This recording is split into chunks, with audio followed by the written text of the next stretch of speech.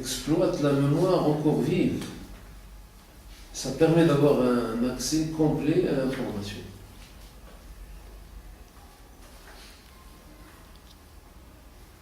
Mais le temps passé entre l'action et la capitalisation est aussi un facteur déterminant. Si le délai est trop court, on risque de pouvoir identifier les savoirs fondamentaux avec certitude. On sait, tiens, ce qui a été important lorsque j'ai fait cela, vous allez voir l'exemple de l'expérience du budget participatif de Porto Alegre. Porto Alegre. Vous allez voir cette expérience. Les gens, c'est des gens d'une collectivité territoriale qui parlent de la manière dont ils ont pratiqué le concept de budget participatif. Et alors, lorsqu'ils en parlent, les savoirs fondamentaux, s'ils les ont récoltés immédiatement après, dans la chaleur, dans la fièvre de l'action, ça va avoir un certain sens.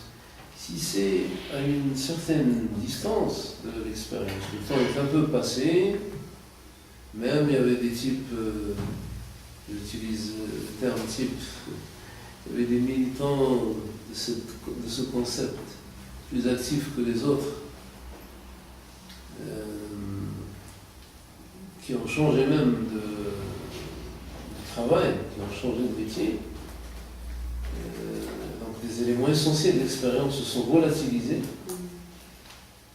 Il y a une grande différence entre faire la capitalisation immédiatement après et la capitalisation à une distance temporelle significative qui éloigne la mémoire de la saisie des faits concrets, exacts.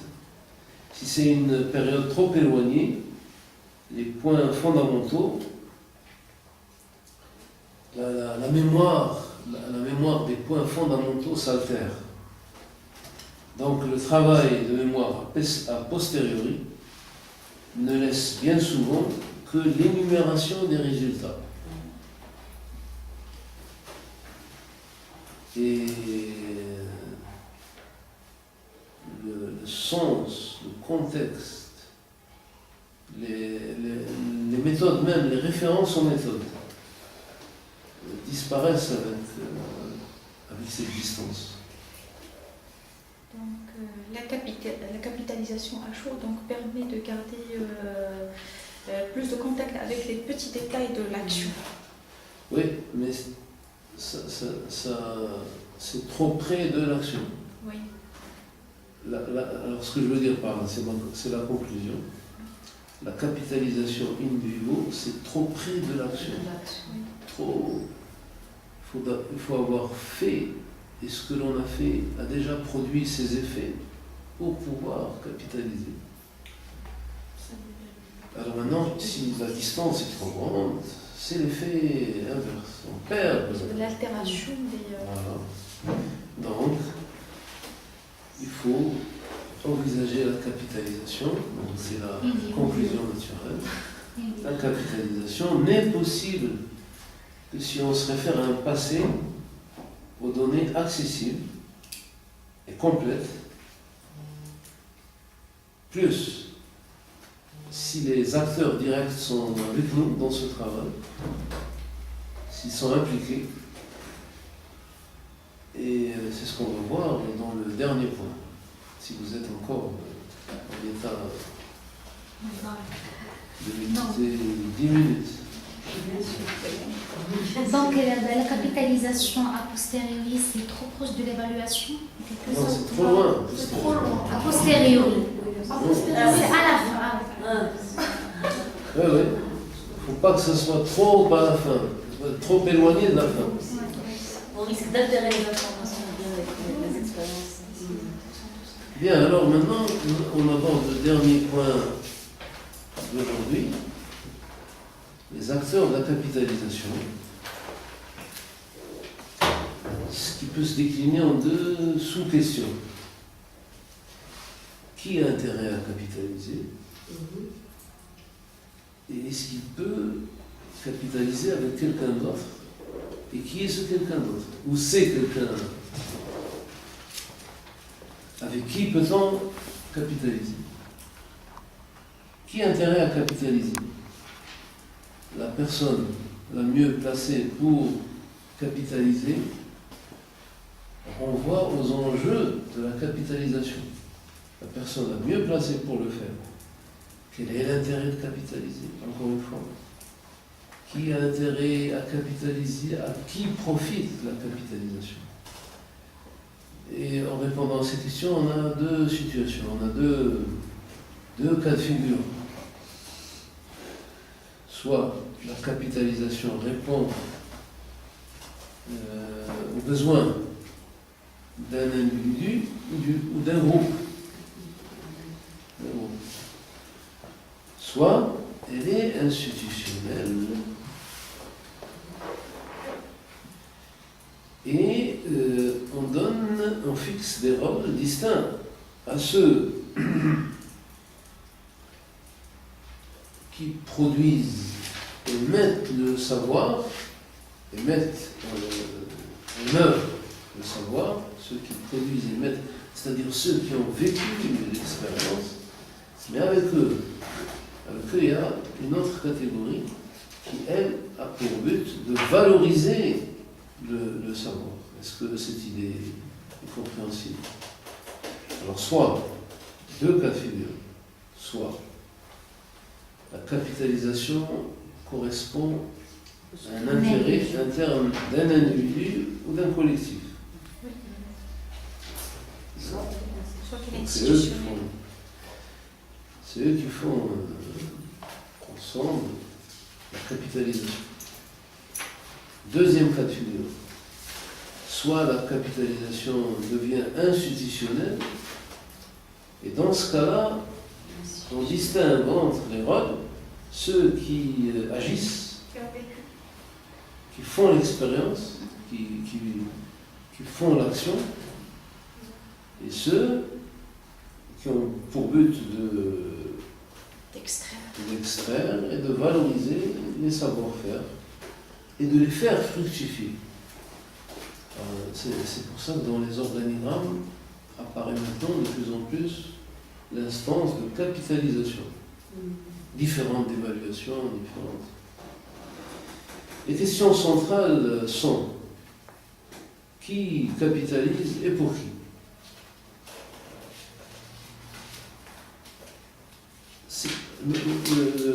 La motivation que nous avons mise en relief, c'est celle de la diffusion. Le partage. C'est le partage. Ça, c'est des profs. C'est des profs maniaques qui transforment le monde en une classe et qui affirment que tout est capitalisable. Ça veut dire, dans ce professoralisme excessif, extrême, que tout est une leçon, finalement. Là, c'est une vision un peu philosophique de la fonction de pédagogue. Donc ça existe. Mais ce n'est pas uniquement cela. Ce n'est pas uniquement l'intérêt de la diffusion. Le souci ici n'est pas celui uniquement de la diffusion. Il y a de nombreux enjeux dans la capitalisation, comme on l'a vu plus avant. Il y a de nombreux intérêts à capitaliser. Et donc l'individu doit tirer profit de la capitalisation pour son avancement, son amélioration, sa propre activité professionnelle. Et ça, c'est une donnée de la capitalisation aussi. pas simplement partagé, mais l'intérêt. On revient à la question de la notoriété de la construction collective du savoir. Il n'y a pas que ça, ça existe, mais il n'y a pas que ça. Il y a aussi celui qui capitalise a des intérêts précis, concrets. Il veut gravir plutôt le terme moins ignoble. Il veut gravir les échelons, il veut accéder à des postes de responsabilité. Donc nous avons dit, ce n'est pas simplement la diffusion, c'est ça. Donc qui a intérêt à capitaliser? C'est un type qui est motivé de cette manière, qui en veut, qui guerroie pour améliorer sa position. Plus, je rappelle un autre élément qui est important ici, qui est que les savoir-faire qui sont la substance de la capitalisation, les savoir-faire extraits, et qui sont le fond de l'action de capitaliser, eh bien, c'est un savoir. Ces savoir-faire sont un savoir global qui n'est repérable que par celui qui a agi. Donc voilà le profil de qui a intérêt à capitaliser. C'est peut-être un peu, il est un peu prof. Il a la manie de tout transmettre, transformer au contenu pédagogique, en matière à... Il y a peut-être cette perspective dans la capitalisation. Mais ce n'est pas tout. C'est un être concret, c'est un individu, c'est un fonctionnaire, c'est un militant qui veut... Un philanthrope aussi. Voilà. Ça peut être aussi un philanthrope. Les intérêts sont multiples. Troisièmement, le savoir qui sera produit n'est repérable que par des personnes qui ont vécu l'action. Et donc, celui qui sait, voilà ce que je tiens à terminer ici, celui qui sait, c'est celui qui fait. Ça, c'est des slogans que je vais reprendre plusieurs fois. On capitalise d'abord pour soi, à partir de son savoir pratique. En dehors de cette démarche, la capitalisation devient ambiguë, imprécise et ambiguë. Donc, on capitalise pour soi et à partir de son savoir pratique. Par conséquent, une capitalisation réalisée par un intervenant externe aux acteurs, par rapport à ceux qui sont les faiseurs de l'action, paraît difficile. Elle semble a priori difficile, parce que les détails essentiels, il n'a pas vécu, il n'a pas assisté, il n'a pas participé, pas simplement assistance, participation, il n'a pas été in. Il y a un auteur arabe qui utilise l'opposition Barrani, Jouani, vivre de l'intérieur, regarder de l'extérieur. C'est différent. Donc, une capitalisation réalisée par un intervenant externe aux acteurs, directement concernés par l'action, ça semble a priori difficile. Il n'a pas tous les éléments pour capitaliser. Au mieux, il va nous produire un descriptif détaillé. Un descriptif détaillé, et il ne peut être assimilé.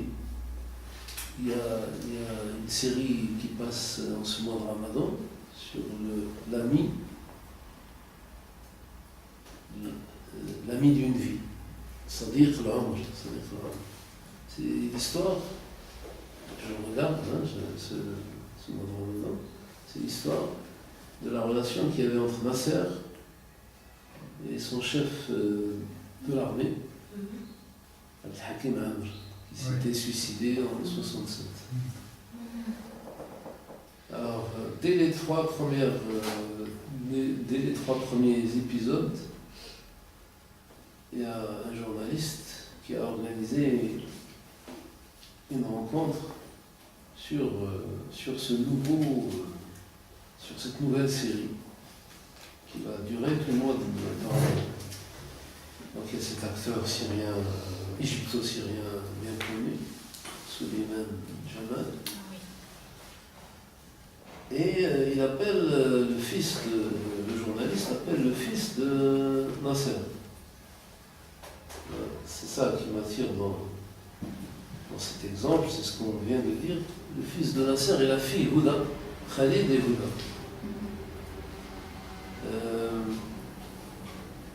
Il leur demande comment vous avez ressenti cette série, vous l'avez vue déjà, on vous l'a montré, ils avaient vu, eux, ils ont vu tous les épisodes à venir. La famille a vu.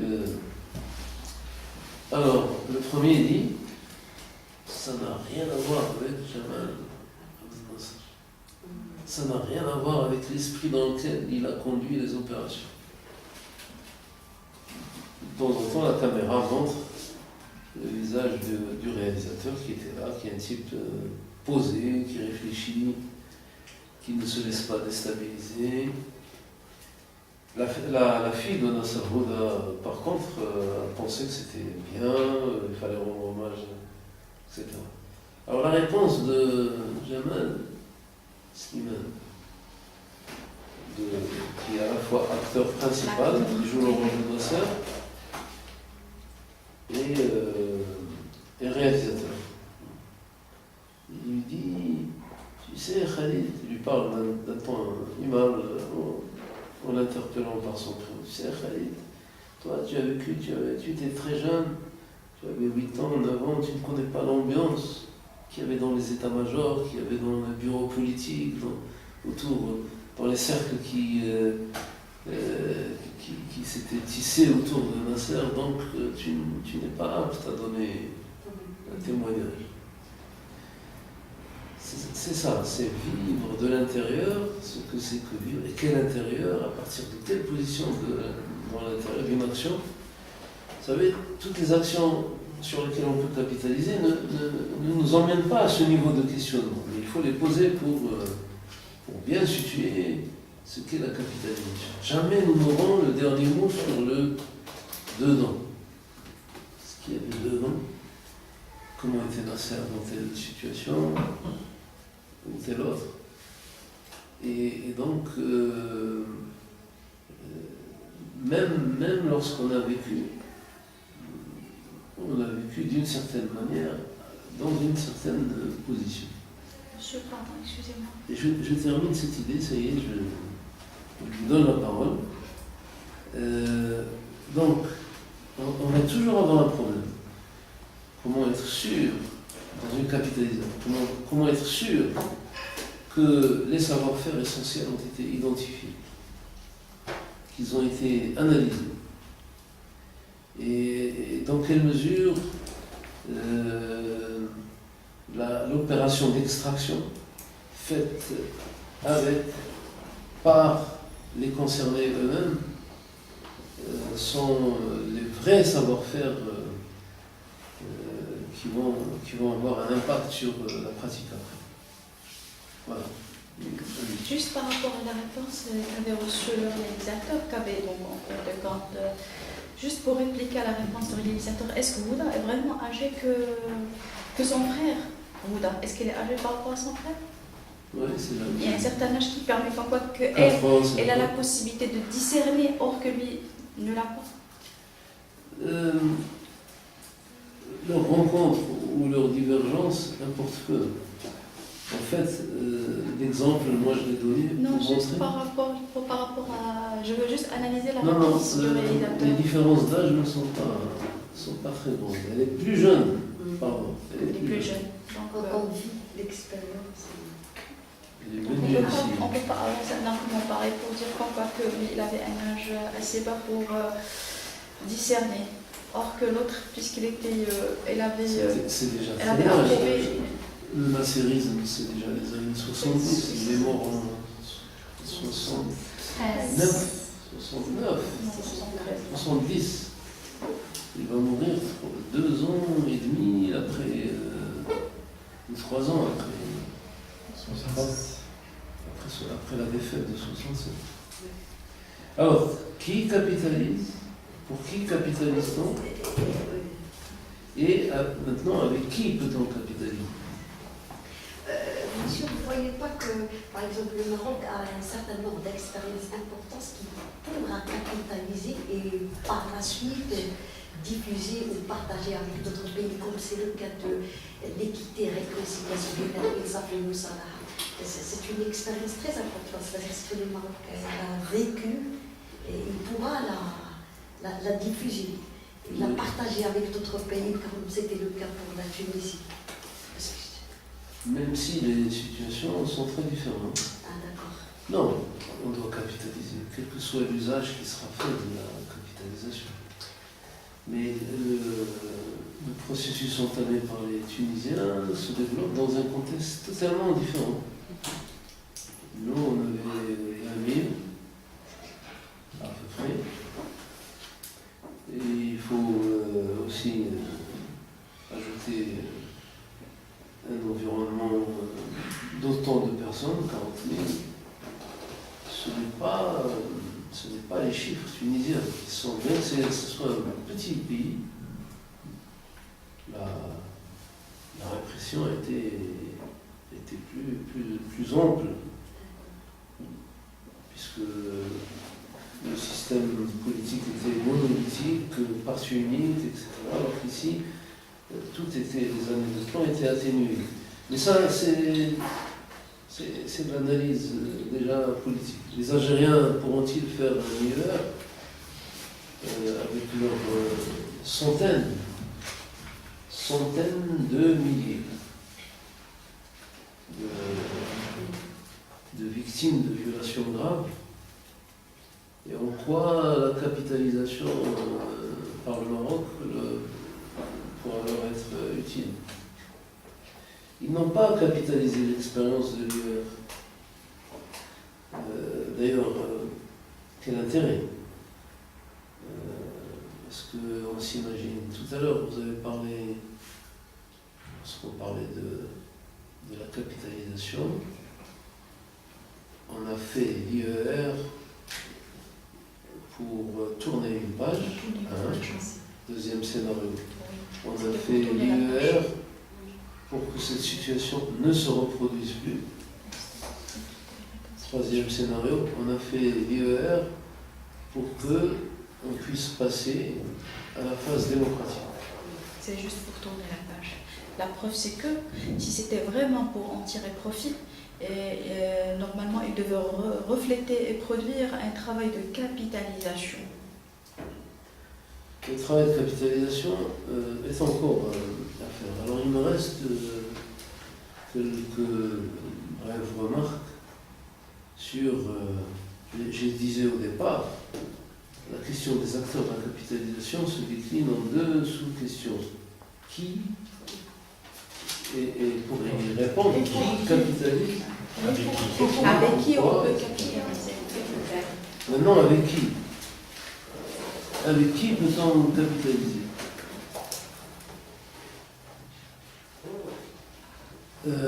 C'est souvent un acte collectif. On se met en plusieurs et on dit, tiens, on a fait cela, qu'est-ce qu'on peut en extraire comme savoir-faire pour les partager? Et par conséquent, cela fait de l'action de capitaliser, de l'acte de capitaliser, cela en fait un acte qui est tout sauf un acte solitaire. On ne peut pas le faire seul, puisque l'action était à plusieurs. Et le partage avec des tiers apparaît comme la meilleure solution pour enrichir. Il y a un terme qu'on utilise souvent dans la culture développementaliste, pour mutualiser les savoir-faire, le savoir collectif. Alors, Même si c'est individuel? en réalité, la capitalisation individuelle est possible. Elle est possible dans les mêmes règles, avec un tiers. Si on n'est pas capable, souvent, alors je me mets dans l'hypothèse des expériences de développement menées par des gens qui sont analphabètes ou post-alphabétisés, qui sont incapables de procéder à des opérations qui ne sont possibles qu'avec l'aide de personnes ayant des aptitudes dans ce sens. Voilà, donc en général, la capitalisation, alors, si je prends une personne, oui, elle peut être aidée par une personne ouverte qui respecte la parole de l'autre, qui ne la violente pas, ce que dit l'autre, et qui à travers elle essaie de restituer une expérience. Oui. Souvent on a eu ce type d'assistance à la capitalisation. Souvent, les gens qui écrivent des livres à la place des autres, je ne parle pas des mercenaires de l'écriture, de ceux qui se font payer. Oui, un homme d'État qui n'a pas le temps peut recourir à quelqu'un, mais un vrai homme d'État fait sa capitalisation lui-même. Oui, mais on n'a pas besoin Et de le dire. recours à l'écrivain, c'est juste pour La rédaction. la rédaction. Pour la rédaction. Oui. Par contre, par exemple, l'écrivain américain qui était à Tanger, Oui, Paul Bos. Paul Bowles, par exemple, tous ces écrivains qui sont venus, qui ont enregistré des Marocains en train de parler. Ça, c'est une opération de capitalisation, d'assistance à la capitalisation. S'ils le laissent parler tout seul, s'ils échangent autour des...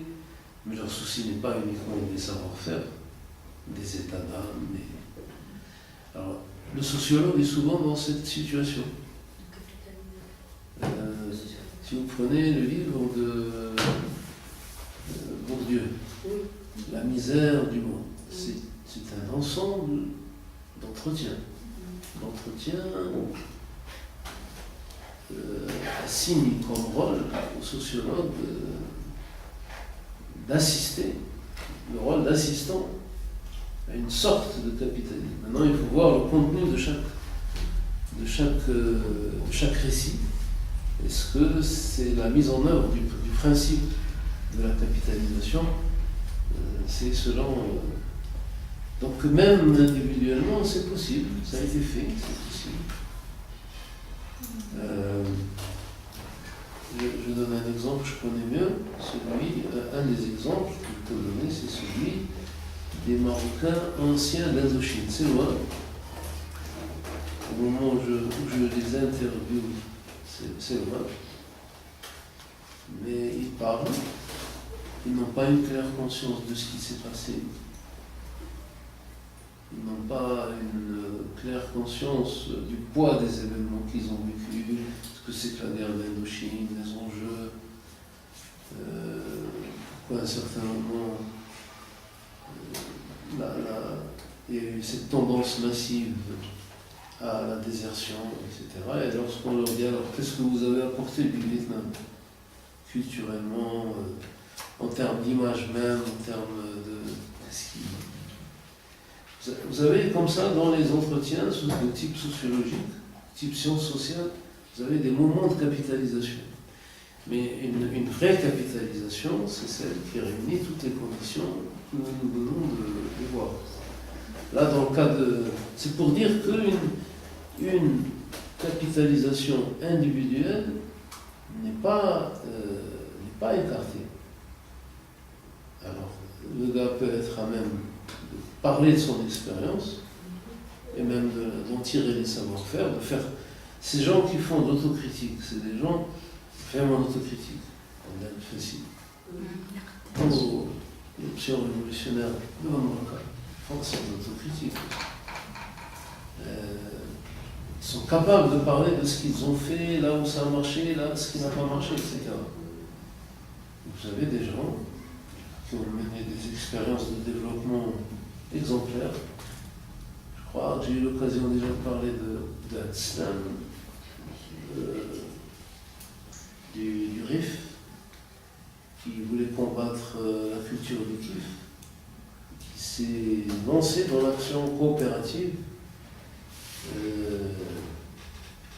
mais qui a fini par baisser les bras. Donc, il a proposé aux paysans, au lieu du kiff, de planter des pommiers. Ça a marché. Alors, pour qu'ils parlent et ils nous disent qu'est-ce qui allait, qu'est-ce qui n'allait pas, pourquoi, pour les savoir-faire, pour ce qui est utilisable par d'autres, etc., il a fallu qu'ils soient assistés. Donc, le principe de l'assistance, qui peut jouer le rôle d'incitateur, on utilise aussi le terme de facilitateur, propulseur.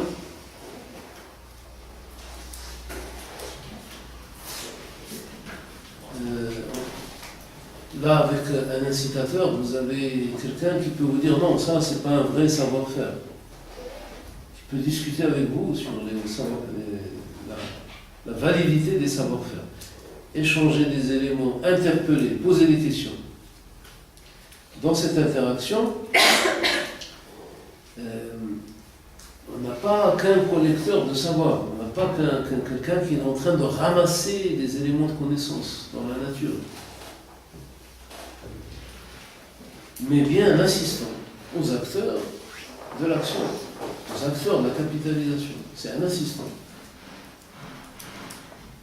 Faciliter le dialogue.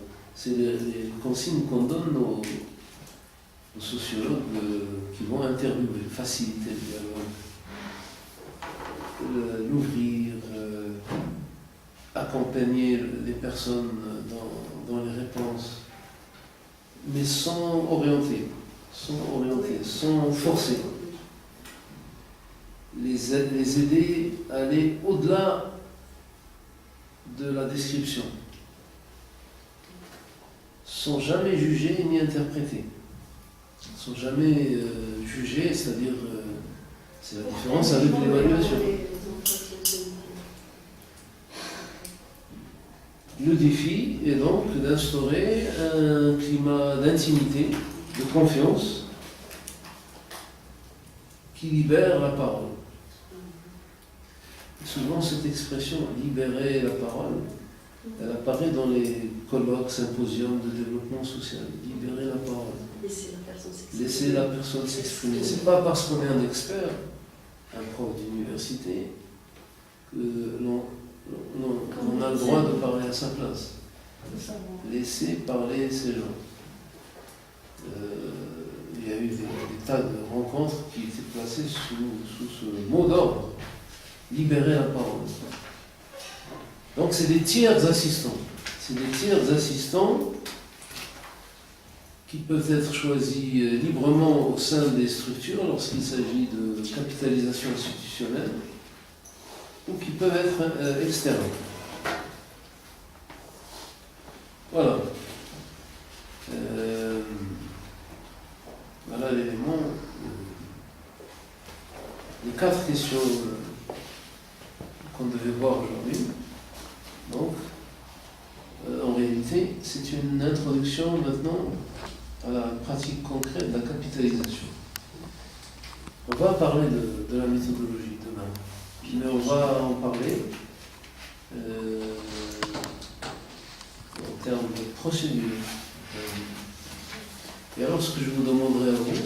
choisir, déjà de commencer à réfléchir sur ce sur quoi vous pouvez capitaliser. Avez-vous fait partie d'une structure quelconque, associative, administrative, informelle? Je vais essayer de retrouver des propositions de sujets et vous les présenter demain. Donc, comme nous aurons vu, il nous reste donc un point. Je l'ai distingué pour que les idées restent ouvertes.